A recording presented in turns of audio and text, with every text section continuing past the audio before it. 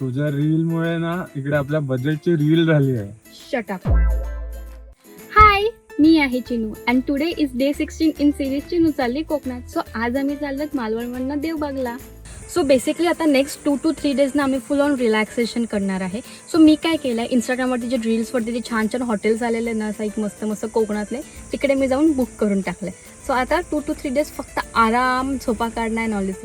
आठवते काल आम्ही कांदा भजी खाल्ली होती इव्हनिंगला. आज सकाळी परत तिकडे जाऊन आम्ही नाश्ता केला, तेही मिसळ पाव. खूप मस्त होतं. सो जसं मी तुम्हाला बोलली होती की आम्ही राईट नाव फक्त स्टेकेशन करणार आहोत. आम्ही आलो आहोत आमच्या प्रॉपर्टीमध्ये.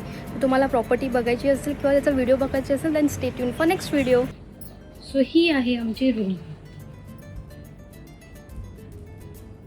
आणि दॅट्स द व्ह्यू ज्याच्यासाठी मी ही रूम घेतली. आय डोंट नो व्ह्यू बघून तुम्हाला कळलं असेल की मी कुठे आहे की नाही. Motto is just eat sleep and just do nothing, that's it. नाश्त्याला 2 मिसळपाव खाल्ल्यामुळे आमचा पोट पॅक होतो. सो आम्ही लंचला जस्ट पॉपलेट फ्राय मागवलं आणि ते मस्त असं व्ह्यूसोबत आम्ही एन्जॉय करून खात बसलेलो.